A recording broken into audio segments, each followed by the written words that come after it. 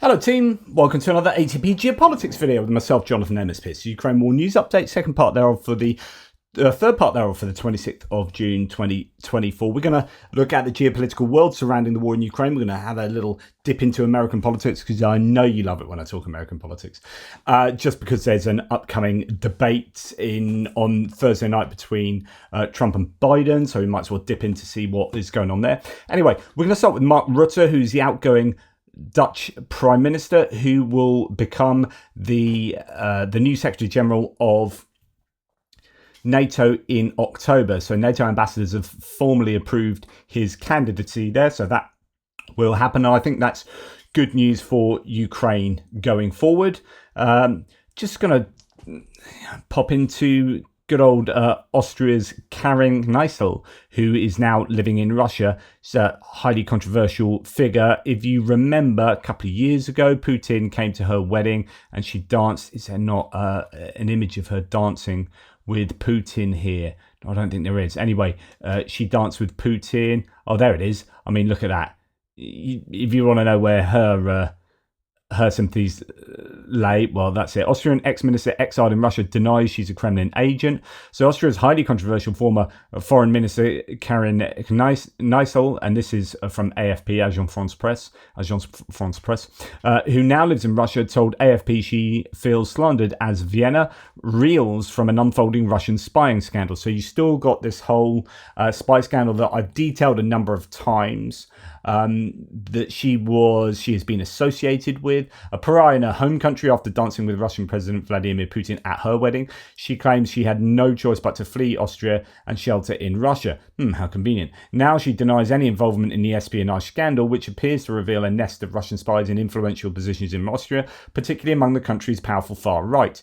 Quote, I've been insulted and really reduced to an agent of the Kremlin, the 59-year-old former career diplomat told AFP in an interview via video link from St. Petersburg. But I haven't set foot in the Kremlin since 2018. They have other things to worry about, Kneißl insisted. She made headlines in August 2018 when photos of her dancing with Putin were widely circulated, raising questions about Austria's neutrality while the country presided over the rotating presidency of the Council of the European Union. Kneißl has been nominated as foreign minister a year earlier by Austria's far-right Freedom Party, FPOE, which had signed a cooperation pact with Putin's United Russia Party in 2016. I mean, the connections between Austria and Russia are pretty evident. Kneißl left the government in 2019 and she's since distanced herself from the FPOE, of which she is never a member. She told AFP they, quote, tried to get rid of her because she was, quote, too independent.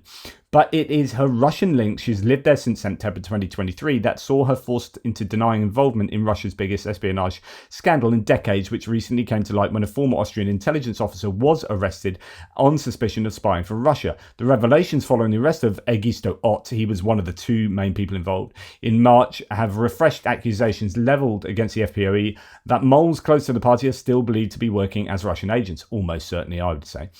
Quote, I've never met Ott. I don't know anything about it, and I'm at the disposal of the courts, Kneißl told AFP. A very tiresome odyssey. Kneißl, who speaks 8 languages, claims she had, that's not a lot, 8, is that it?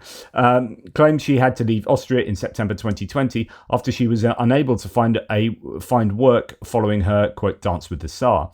Videos show Kneißl bending her knees in a deep curtsy in front of Putin at her wedding caused outrage and led to insults and attacks against her, she told AFP. There's a real media campaign against me. In Austria, I've unfortunately been attacked in the street and called Putin's whore, she said. A regular contributor to Russia's state-funded news organisation RT since 2020. I wonder why they're saying that when Putin's at your wedding and you're featuring on Russia Today, the state-run propaganda outlet. Jesus wept. Kneißl initially left Austria for France, but she claims she was pressured into leaving France, where authorities appeared not to appreciate her contributions to the pro-Kremlin outlet that was later banned from broadcasting in the European Union. Vive la France! Unable to open a bank account or find permanent accommodation, Kneißl said she survived on the street on a mattress before moving to Lebanon. Goodness. In September 2023, she was tasked with heading a new think tank attached to St. Petersburg University, which enabled her to, quote, finally settle in Russia after, quote, a very tiresome odyssey. Nysel had previously served on the board of directors for the Russian oil giant Rosneft before stepping down in May 2022 following Russia's invasion of Ukraine, which she did not explicitly condemn in an interview with the BBC. She claims to have received a total of more than $350,000 a net for the former post. In order to move to Russia from the Middle East, Nysel said she contacted the Russian authorities for the first time to help fly out her animals, including 2 ponies, via the Russian airbase in Mermim in Syria. At the Gorky think tank in St. Petersburg, she spends her days coming up with ideas such as how to, quote, ensure Russian exports without depending on Western shipping giants, so on and so forth. I mean, yeah, she's just there. She's a Russian puppet, I would say, and I think the evidence is fairly self-explanatory. Okay, German aid to Ukraine gives some more detail about, I'm not going to go through this fully, but he gives details about how that fire at Deal Metal that was thought not to be connected to Russia, then was connected to Russia, and has now been denied to have any connections to Russia. He's just giving details about that. In response to a Spiegel inquiry, both the Federal Public Prosecutor's Office and the Berlin Attorney General's Office stated they had no evidence of international arson, and a spokesperson for Deal announced that they assume a technical defect. An expert from the insurance company confirmed this. So it could well be the case that it's not connected to Russian sabotage. And this is Kaja Kallas on Russia and its negotiation tactics. Russia is making the demands. Russia is threatening. And now if we think that, oh, let's offer them something, then they actually get something that they didn't have before. And I've quoted this foreign minister, Alexei Gromyko, Soviet time foreign minister, several times, who said about the negotiation tactics of Soviet Union. 3 things. First, demand the maximum. Do not ask, but demand something that has never been yours. Second, present ultimatums, threaten. And third, do not give 1 inch in negotiations, because there will be always people in the West who will offer you something. And then in the end, you will have 1/3 or even 1/2 of something you didn't have before. So we have to keep that in mind all the time. That is an incredibly succinct synopsis of the Russian negotiating position. We heard previously, I told you about how I read in Overreach by Owen Matthews that there was someone who was in the negotiations in 2019 between Zelensky and Putin, that Putin just didn't know how to negotiate, as in didn't know how to compromise. He's just like, this is what I want, and that's it. And that's what it'd be like. So if Trump's team are going to force Ukraine and Russia to negotiate, Russia will come out best out of that. There's no doubt about it. And Kaja Kallas so succinctly summarizes how they do that. They just go, we want this, and then we're going to stick with this, and then demand even more, and then we'll get more because you guys are just willing to offer us more and more to try and get us to agree to something. And that's how to negotiate. Don't budge an inch. Russian propagandist Solovyov takes it even further. I would wipe Odessa, Mykolaiv, Kharkiv, and Kiev off the map. I would give the citizens 3 days to leave those cities. 3 days after that, I would strike, because Crimea is being struck from Odessa, and Mykolaiv, Belgorod is being struck from Kharkiv, and Kiev is in the centre where all decisions are made. So anyone who still believes Russia is interested in any kind of negotiations, says Anton Gerashchenko, go and check what they are advocating. Go and take that to your man Fleitz, who is and Kellogg, both of those who are devising this forced negotiation plan on behalf of Trump. Now, there are some good Russians still in Russia. Lyudmila Vasilyeva, 83, she begs the Russians to speak out against the war because Russia's bandit regime is turning it into North Korea, says Victoria here. The problem is that there are very few people like her. Russians don't want to hear it. She's a candidate for governor of St. Petersburg. Let's just go through very quickly what she says, because it is actually, I like this. It's pretty courageous stuff. She said, look, I've been a citizen in St. Petersburg from birth to this day, and I don't want my European St. Petersburg to, so straight away by calling it European St. Petersburg, you know where she's coming from here. I don't want my European St. Petersburg to become, where are they taking us now? to North Korea. I don't want to turn the city into North Korea. I want people to hear it and dare to say no to the war. I speak loudly because what can they do to me? I'm a native of St. Petersburg. I'm no longer afraid of any of them. They'll kill me if anything. Well, let them try.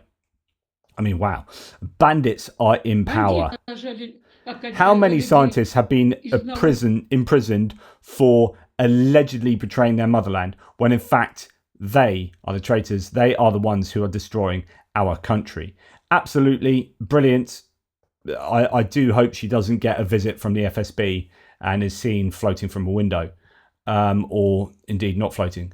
Anton Gerashchenko then goes on to report that there are still terrorist activities taking place in Makhachkala in Dagestan. It's reported that shooters shot at police officers in Russian Makhachkala. Russian law enforcers are searching the city for them. Locals are told not to go outside. And yeah, so that's another shooting taking place. Quite a bit of footage going on about that, given what had happened the day before. New reports about shootings. Russian security forces blocked University Square. People are asked to leave the area. You've actually had Kadyrov coming out and saying, I'm supposed to have that here. I don't know that I do, actually. Yeah, so Ramzan Kadyrov, the Chechen warlord, who obviously wants to make sure nothing like this happens in Chechnya, has said basically, if that happens, you go out and you kill them and all their family members. And that's what he's advocating. He said this is a clan thing. You go out and it is kind of warlord behavior, par for the course, I guess, which is like, yeah, you guys are nuts. We're going to kill you. Oh, and we're going to kill your entire family. And that won't happen again. So yeah, that's how he would deal with it. Now, Finland's Gazprom is to cease Russian liquefied natural gas imports in line with the EU sanctions.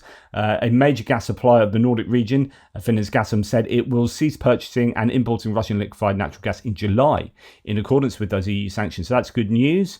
I have talked an awful lot about Nigel Farage. I'm not going to mention too much, apart from I wonder if there has been a little bit of a kickback with regard to some things he's been saying. So I've heard from a few of you that you aren't going to vote reform based on what him and some of the more wingnut candidates they have, who seem to be quite pro Putin. The guy I reported yesterday from Salisbury, he's in mainstream media actually, where they've reported on him receiving booze for his position on saying, Putin's a good guy, and he's saying that in Salisbury, which is like Novichok Central. But there's been a bit of Phillips O'Brien here says reform seem to have levelled off or declined in the polls coming out today, revealing that Farage forgot one of the major rules of politics: never go full Putin. I mean, a little Putin seems okay, but full Putin, the Academy doesn't like that. So this has come out since he said that. This is the 21st to the 24th of June. Labour stayed the same. Conservative have gained a couple, actually, and Reform have lost a couple. So that could be people saying, oh, actually, Reform are a little bit too wingnut for me. I'm going to go back to Conservatives who say they're going to be strong on immigration. They haven't been. The issues about immigration, like I've told you before, are the connections to particular sectors, and you need to have a much more structural change in terms of what you're doing with immigration that involves economic strategizing and so on and so forth. And so I think the Conservative Party being much more embedded in politics and not being this upstart like Reform. If Reform took over, they won't be able to take over, right? But if they took over, there'll be this whole thing, which is what Macron's trying to do in France, which is goading almost the country to say, right, we're going to have an election. If you're going to vote for Rassemblement National, they'll get in and you'll realise they don't know how to rule. And then you will reject them more fundamentally, not just from an ideological point of view. As some of you will reject them, you won't vote for them, but those who do vote for them, you'll then eventually reject them because they're not very good at ruling. Well, the same kind of thing is for Reform. It's easy to have a manifesto that's completely uncosted, pie in the sky stuff, because you're never going to get in and you're not held to account on that. So you can just say any old stuff. And this kind of goes for Reform, Greens, SNP, well, not SNP's got devolved parliament, actually more Liberal Democrats, although the Liberal Democrat manifesto is pretty decent, I think. But someone like Reform can say, yeah, we're going to do this, we're going to do that, and you don't get in, you're like, oh, well, but it attracts people because some of those are really strong, almost bonkers ideas. But anyway, it's just fascinating that they've seen a little dip in the polls since he's gone full Putin. Well, you know what I mean. Interesting as well. One further thing on this rolling topic, that a major donor to Farage's Reform Party owns Russian assets. So Reform got £100,000 from David Lilly, whose companies own farmland in Russia.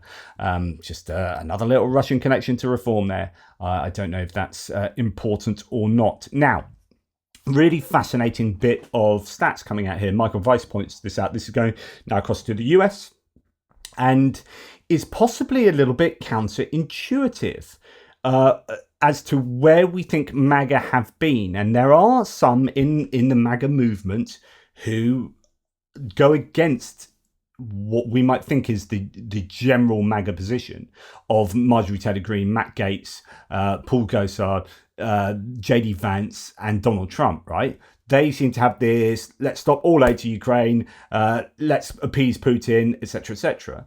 Now, this is the Ronald Reagan Institute, so I don't know if there's any selection bias, any issues. I don't know the methodology here, but what they are showing is that agree. So when asked if Republicans agree it is important to the US that Ukraine wins the war with Russia, actually 70% of MAGA Republicans think it is, whereas only 64% of non-MAGA Republicans think that it is agree. That's, I mean, both really good, by the way. But interesting that if you like the Reagan Republicans, think it's less important that to the US that Ukraine win the war. Interesting. Believe Russia is winning the war. So actually more than half of MAGA Republicans think Russia is winning the war, whereas 37% of Reagan Republicans or non-MAGA Republicans think that Russia is winning the war. So interesting difference there. And those who want Russia to win the war, I can't believe that 8% of MAGA and even 6% of non-MAGA Republicans would want Russia to win the war in Ukraine. It just blows my mind. But, the main point is that's a small proportion. It's just not zero. It's just insane to me that you would look at that and go, oh, what are Russia doing? Yeah, that torture. Yeah, okay. And the indiscriminate bombing of Kharkiv and Kyiv and Odessa and Kherson. Yeah, that's who I want to win. I want those guys to win. Yeah, the guys that are doing all the horrible things. Yeah, that's definitely want them to win. Yeah, whoop, whoop. Hey, I love bad guys. Yeah, so anyway, but interesting stats there that buck our ideas of what is going on, and therefore makes it a bit. And this goes back to my idea that if Trump's just went full 180 on Ukraine and went the other side of Biden, he would take MAGA with him. Like, it blows my mind that you've got strategists. You've got strategists in the Republican camp that are so freaking wedded to nonsense ideology that doesn't make sense. That's so in, I don't know, Steve Bannon's crazy world that they can't think sensibly. Like, it seems really damned obvious to me that if you embrace those Haley voting centrists or centre-right voters who are really big on foreign policy, if you take them, you'll take everyone else with you anyway. They ain't ever going to vote for Joe Biden.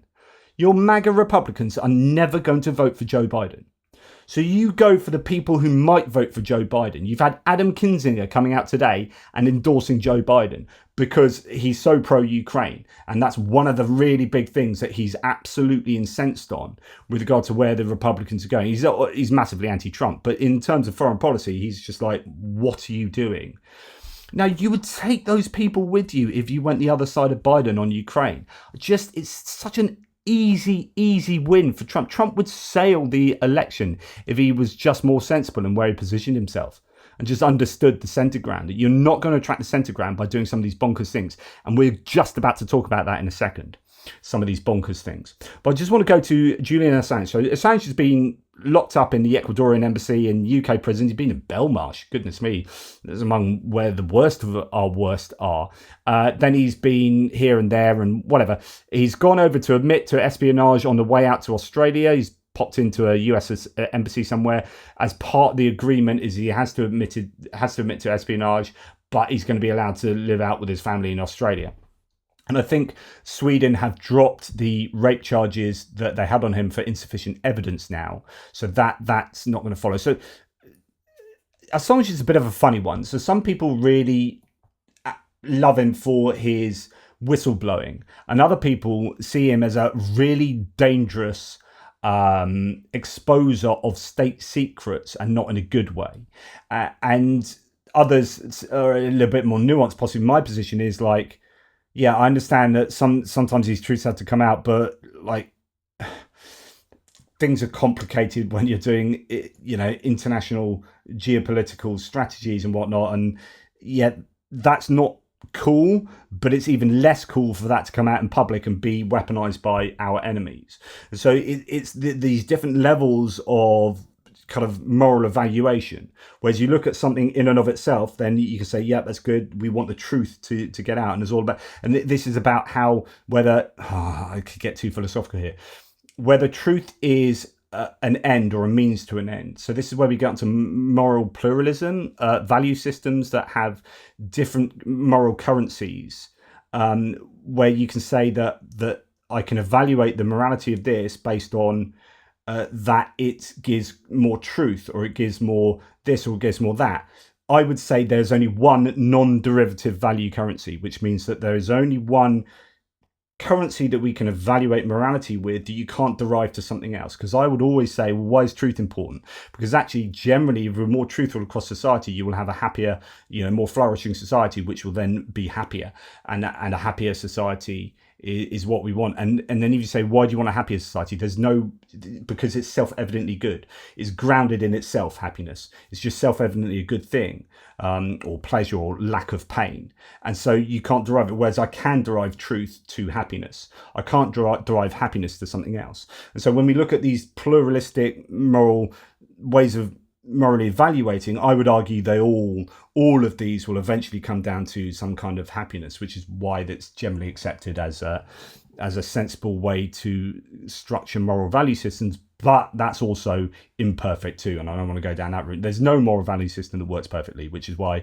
people still argue about them. Which is why I think morality is a social, or is a functional thing that we've evolved to use, and we can argue about it. It doesn't exist out there; it exists in here, and we have to agree on what our moral value systems are and why we want those moral value systems and what they're going to obtain. Anyway, there you go. That's my view in a couple of minutes. Right, so.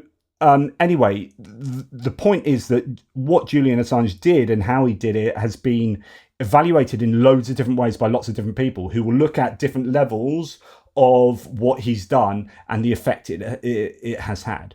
So Darth Putin here, who is tongue-in-cheek and anti-Putin, says, seems a good time to remind everyone that Assange said there wasn't a need for WikiLeaks in Russia because guys like Navalny were permitted. So, of course, much of what Assange said, and he was kind of anti-Hillary Clinton, he hated Hillary Clinton, so therefore was built up as like some amazing hero to the many in the Republican right who, when the DNC, when the emails were leaked and whatnot, Hillary Clinton was doing well in the polls, was looking at winning, and then lost to Trump in 2016. And you could argue it's broadly down to what happened with Julian Assange. So Assange is then seen as a bit of a hero of other people who got who got Trump in rather than Hillary Clinton. Anyway, quote from this newspaper article.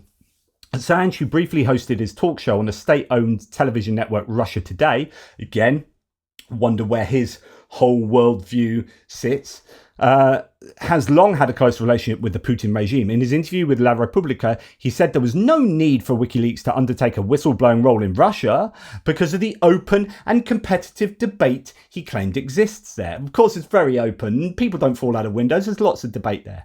Quote, in Russia, there are many vibrant publications, online blogs and Kremlin critics, such as Alexei Navalny, are part of that spectrum, he said. So that's what Assange said.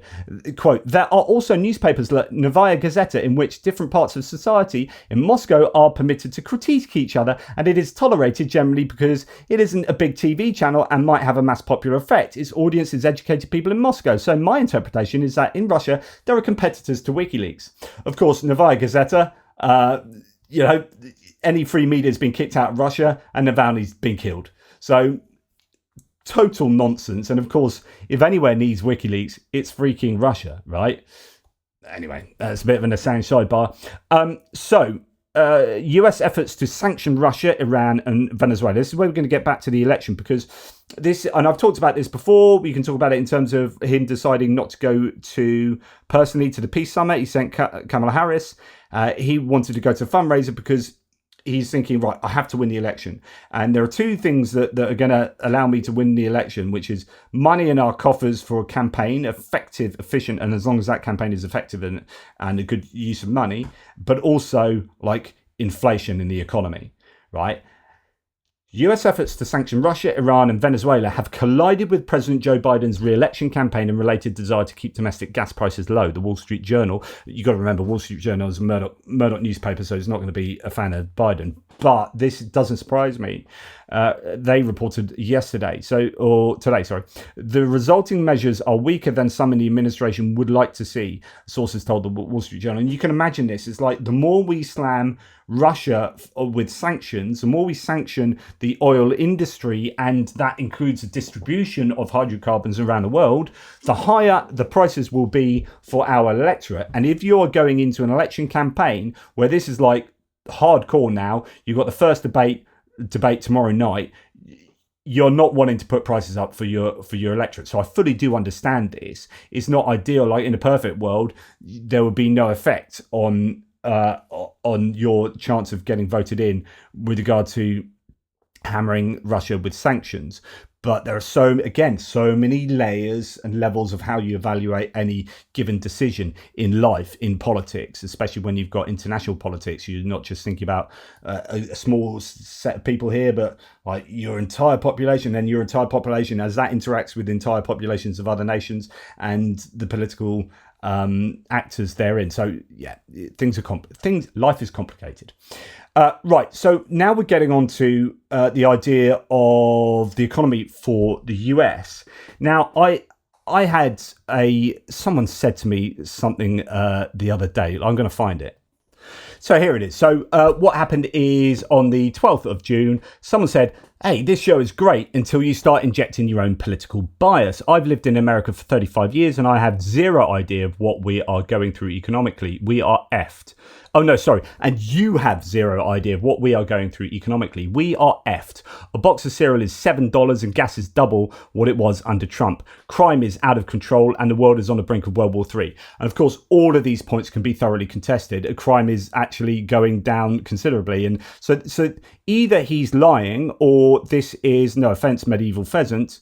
Either he's lying or he's completely deluded, doesn't have the correct information, or there's just a lot of disinformation out there. He says, Biden is the worst president of all time. You need to take off your rose-colored glasses. Been watching your show for a long time, but don't fall for the BS media. Sometimes I never know, even with, because there are gifts of membership, and sometimes you think trolls get hold of them. I don't know who this chap is. Thank you for being a member. If you are a genuine member, I really appreciate that. But I came with receipts and said, okay, here's all the reasons why you're wrong, right? And he doesn't reply to any of that evidence. So there you go. All that time I spent writing all that stuff for nothing. However, like, it is really important we do get at least some understanding of where the economy in the US is and how it's dealt with post-COVID, and how that's going to play with the election going forward, and how then the outcome of the election will affect Ukraine. Okay, so here's Simon Rosenberg, avowedly pro-Democrat, but this is how he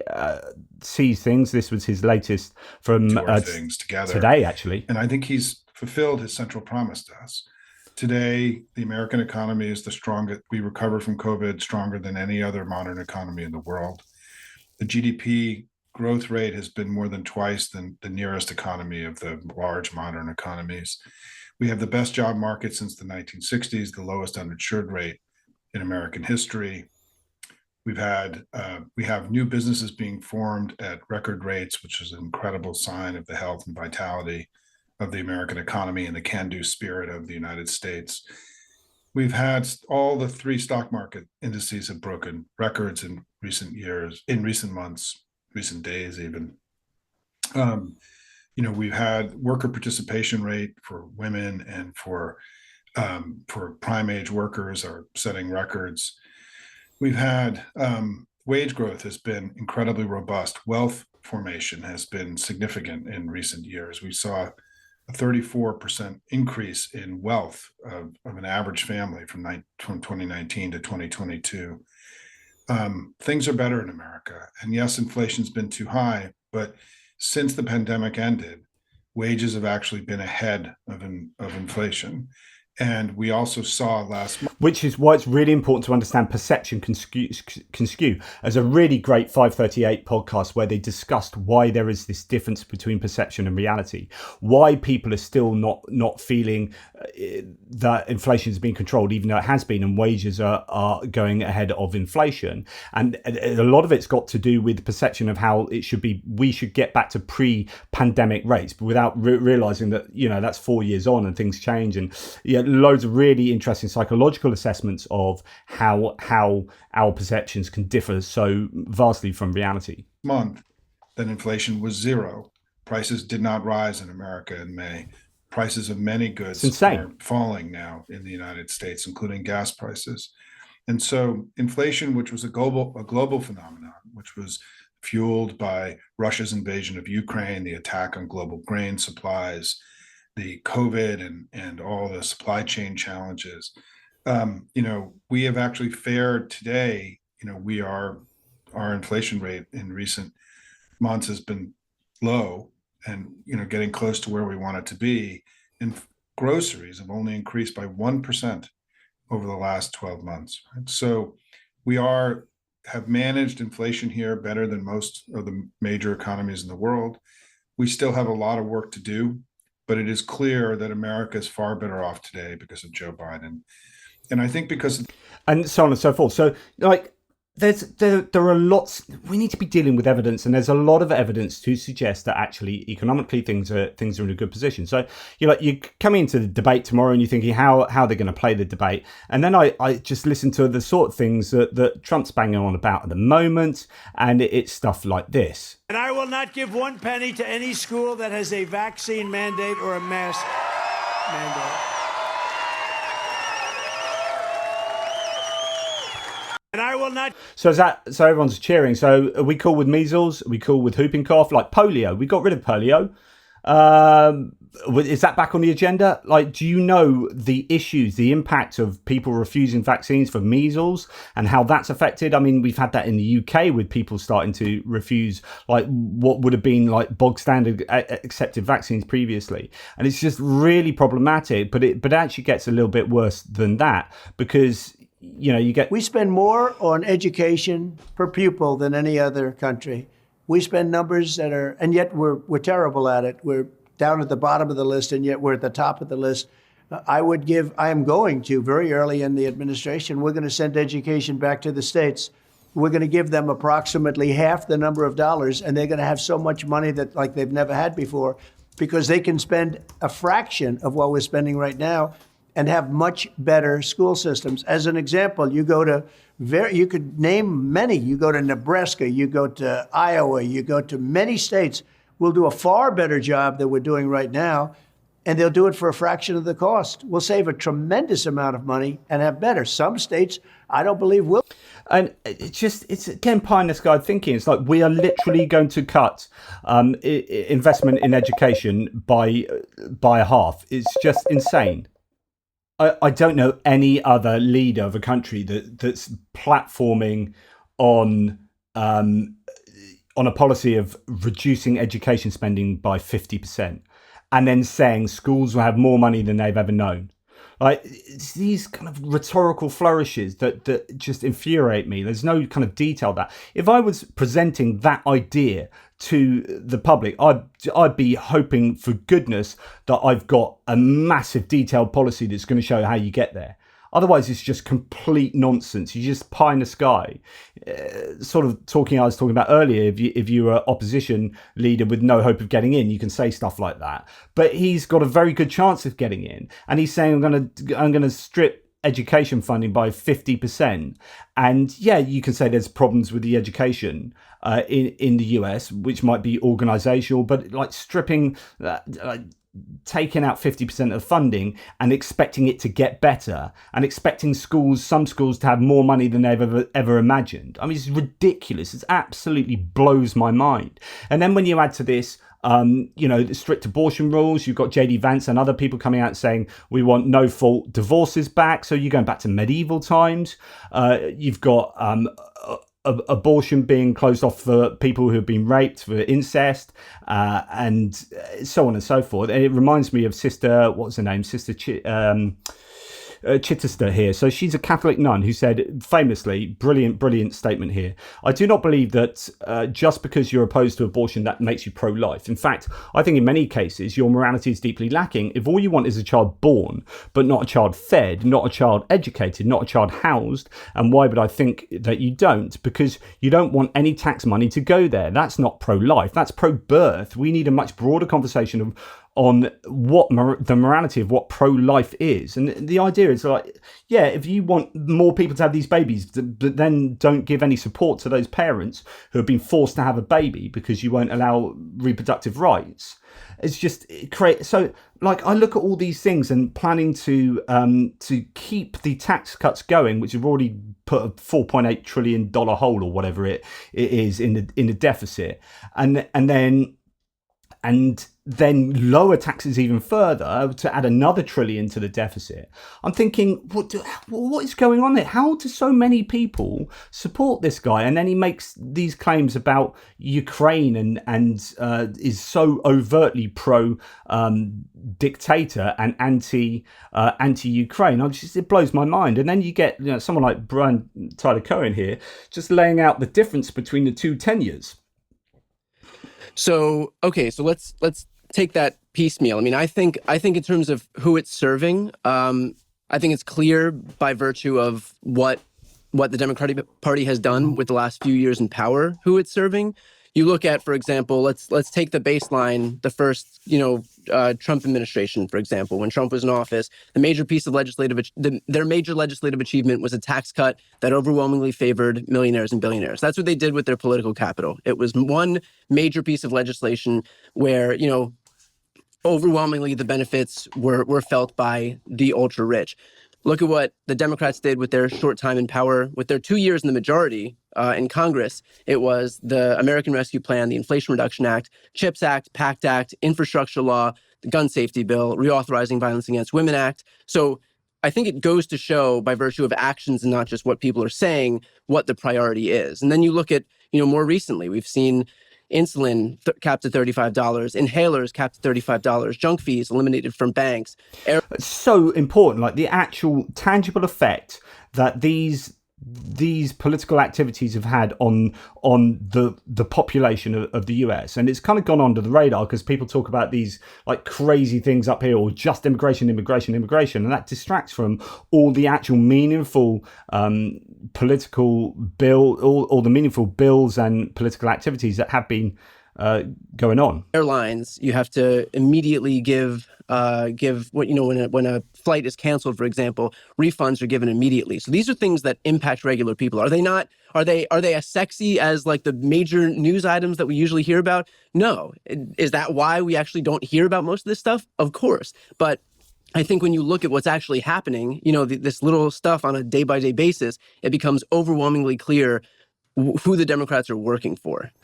I think that's really important. I know this sounds overtly partisan here, but I just it seems pretty obvious to me as an outsider who's like more serious about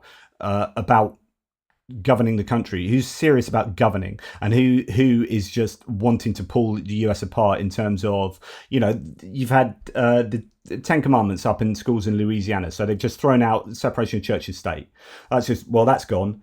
And then you've got Project 2025 coming along, which is going to make the US a Christian nationalist state, and ripping apart, the unified executive theory, ripping apart the organs of administration in the US. This is absolutely terrifying. And then you've got Heritage Foundation funding people, funding an organization to out people who are in support of not having that happening, and they're going to be purged from government. And it's just like, my goodness, where is the US going? I'm deeply, deeply worried for the US. But I see these kind of populist movements taking hold in so many places. Viktor Orban, Hungary, and in Serbia, in Slovakia, in France, AfD in Germany, and all of this being fueled by Russia. And you've got elements of this in Reform in the UK, and then you've got the MAGA movement in the US, or the Project 2025 movement and Bannon and whatnot. And this is all that. Bannon went to Europe after he was kicked out of the White House, and he went on a sort of tour of going to all these right-wing populist movers and shakers around Europe to generate this network of people that are willing to do all of these things across Europe. Steve Bannon has an awful lot to answer for. Anyway, it freaks me out, and I just want democratic values to be upheld, and I want people to be given the dignity they deserve, and to be. I want the state to be concerned with everyone in their society and not just the few. What was it? AOC's. It's not for. Forget what her campaign slogan was the other day, but I thought it was quite clever. That was it. For the many, not the money. For the many, not the money. And that's kind of like, that's what I think. That's what you should do if you're governing. You're not in government to line your own pocket and to line your pockets of your mates. You're in government to serve your people. And to serve your people to the best of your abilities. And your people is freaking everyone in your country, right? And so for the many and not the money sounds pretty good to me.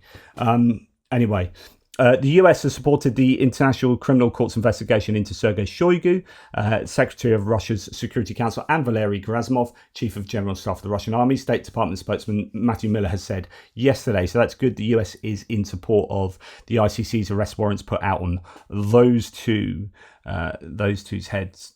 Okay, that's enough of me banging on.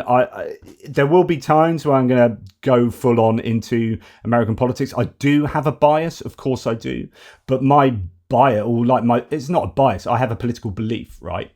But it's not just plucked out my posterior, and it will mean that I will say things that are going to upset people, and you will tell me I don't have a clue what I'm talking about. And then other people say, you know exactly what you're talking about. I really like what you say. And all this means is some people like the political views that I have, and some people dislike them. But it doesn't mean I don't know anything. I don't know what I'm talking about. It just means I have a political view, and I have shown that here to you. I've given you my view, and why I think it's not a very sensible thing to vote for someone like Donald Trump, who I think is incredibly destructive in the foreign policy domain, but also domestically for the US. Anyway, that's enough for me. Take care, guys. Speak soon.